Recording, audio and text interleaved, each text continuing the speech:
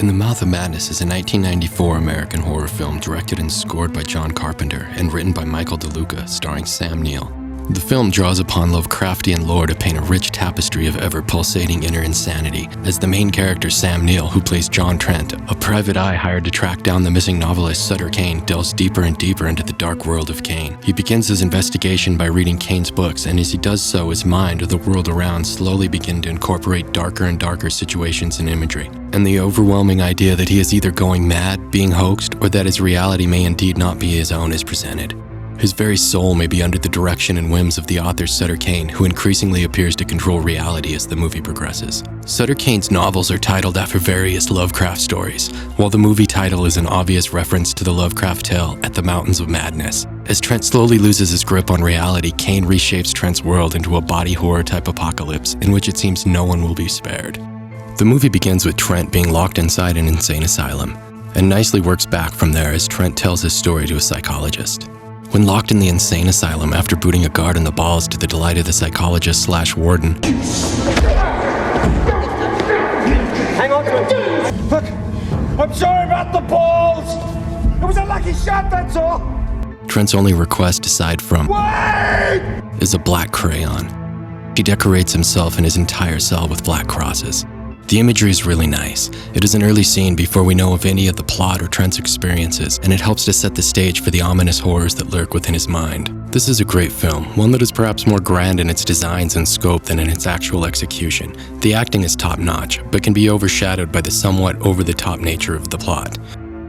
I don't want to make the wrong crowd angry. This is considered a cult classic, and it definitely holds up to that status. And it definitely is one of the better made and executed Carpenter films, but it does not hold its water against his all-time classics. It is a well-written and well-thought-out attempt at a masterpiece. Before I get into it, please hit the like and subscribe, and ring that bell so you don't miss out on any narrations in the future. Without any further ado, these are my top 10 favorite things within the Mouth of Madness. Coming in at number 10, we have the entry scene to Hobbs End, the fictional town in Sutter Kane's new novel.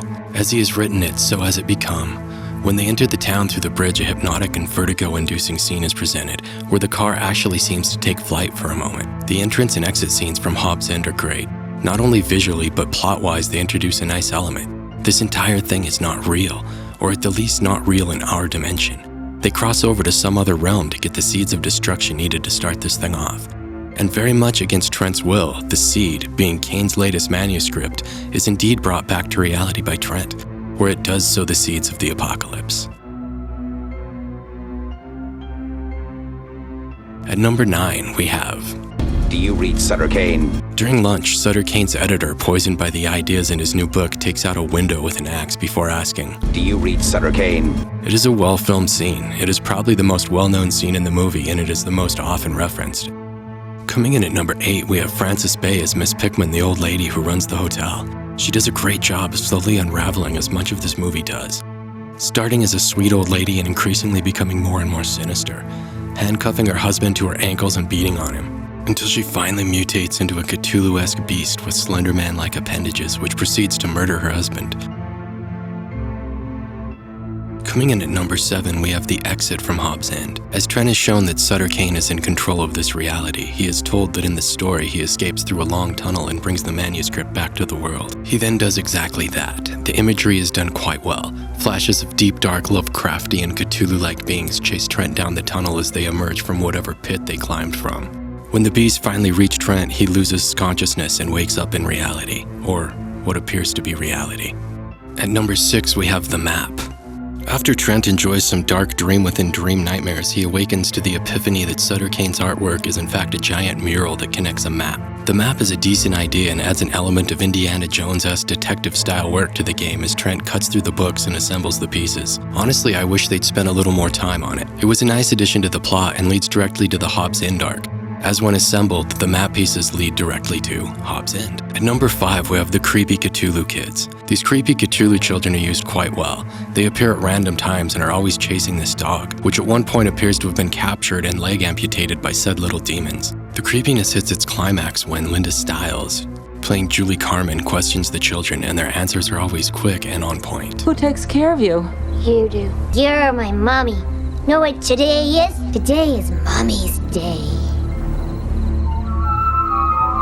At number 4, we have John Carpenter, the man behind the imagery and direction, as well as the soundtrack. He adds that essential Carpenter-level quality to this film. His take on the subliminal-like flashes of horror and his Twilight Zone-esque loops and reinterpretations of previously established scenes are one of the main reasons this movie is still so powerful. The soundtrack is not as great as others he has created and is not well remembered, as it seems comparatively weak to the rest of his library. The opening track, for example, is a general and formulaic rock song that really has no catchability or recognition. In my opinion, orchestrated dark music in the vein of Hellraiser, etc. would have been much more fitting to the overly ambitious nature of the plot. Which leads us into number 3. At number 3, we have the grandiose ideals and designs. This movie works with various grandiose ideas: apocalypse, the slow realization or revelation of madness, the slow realization or revelation that the world outside has not only become completely mad, but has begun mutating itself into some dark Lovecraftian Cthulhu-themed Dagon nightmare. Even the entry and exit scene from Hobbs End can be viewed in a grandiose way. Both went through beautifully seen tunnels that clearly did not lead to the realities the characters entered and exited from. The theme that Sutter Kane has replaced God is perhaps the largest and most grandiose and leads us directly to number 2, the idea of the tulpa and the cult of Cthulhu. The idea of the tulpa has become increasingly popular in modern horror, sci-fi, conspiracy, and crackhead groups. The basic idea and meaning seems to be manifestation, a being created from and fueled by the beliefs of others. Slender Man is perhaps the most popular of the modern tulpa stories, but they all exist. Every fictional embodiment of evil has in theory the potential to become a tulpa and step out into the real world. Wes Craven's New Nightmare deals heavily with these ideas. In this scenario, Sutter himself has been given the tools to define reality by making his work so real in the minds of others that eventually enough fans or believers exist that they literally pull Sutter Kane's world into reality. As a result, twisting and mutating reality to the shape of Kane's will. The Cthulhu ideas really take shape in the monsters that have directed Kane from behind this giant wooden door leading again, in theory, to another dimension or reality. A Lovecraftian realm of darkness filled with ancient monsters. Cthulhu has become increasingly popular in modern society, and these creatures are clearly based on the designs of Lovecraft's ancient gods and demons. Cthulhu himself would be a great example of a tulpa. If enough people believe, the theory would then be that Cthulhu would be created, defined, and given life by the belief of these people, and we would rise from the deep, dark, ancient depths. Coming in at an honorable mention, we have this creepy kid-voiced manifestation that seems to be trapped in a Twilight Zone-esque loop, much like Trent found himself caught in when trying to escape Hobbs End through normal means. The imagery is great, and it's authentically creepy, but it's just not important enough or visually appealing enough to make the list. Coming in at number 1, we have the great Sam Neill. Although I don't think this is his best performance in any way, we have to give the number 1 spot to the acting chops of Neill. This movie was made 2 years after he starred as the lead in the original Jurassic Park. This guy is big business. I've always loved how Sam Neill seems to take on tons of roles, both supporting and leading, in a variety of genres, and he has never shied away from horror, giving us some of the most epic performances. Event Horizon comes to mind.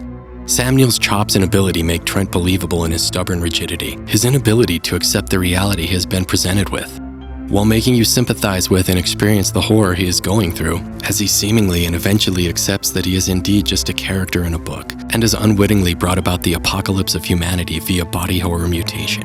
Sam Neill is perfect for the role and leads you through every act of the movie with such believable complexity. His fall into madness or reality is acted to near perfection. Without such a believable and skilled actor, the grandiose, almost silly nature of everything would completely fall apart. So overall, I would rate this movie as quite good. It is extremely ambitious in its scope, as I have already mentioned, and it doesn't completely pull off what it's intending. I know I'm going to make Carpenter diehards hate me here. When I was 16, this worked perfect. The imagery, the scares, the jumps, the violence, it all merged together to create a pure masterpiece. A billion years later, rewatching the movie, while I enjoy it a great deal and definitely recommend it, I would not call it a masterpiece, and it did not have me glued to my seat the entire time, fearing the next flash of dark imagery. I also struggle a bit with Sutter Kane himself. I find him to be cheesy and over the top. The idea that reading Cthulhu novels would bring about a mutation apocalypse, while being a great idea, in execution it does become somewhat tedious and lacking by today's standards. Although it does, as previously mentioned, bring up a ton of great ideas, such as the mana-drawing tulpas of man's unwitting design. So overall, it is a very enjoyable movie if you want something dark and scary, but maybe not so dark and scary as today's overly gory versions of this style. Or if you want to dig back and find one of the more innovative and original yarns of the 90s, one that's use of imagery and almost subliminal flashes of Lovecraftian nature has led to countless imitation, give this a shot. It's not campy, except in the silliness of Sutter Kane and a few spots that were probably not meant to be funny. Johnny! Johnny boy! So if you're looking for camp, I would advise you to move on. What it does have is a great lead and amazing imagery and ideas, as it almost pulls off a masterpiece of a tale. Overall, it's definitely recommended and still stands as one of the better John Carpenter movies. So if you made it this far, thank you so much. I have new reviews and narrations coming out all the time, so please hit that like and subscribe and ring that bell so you don't miss out on anything in the future, and I will be back with more.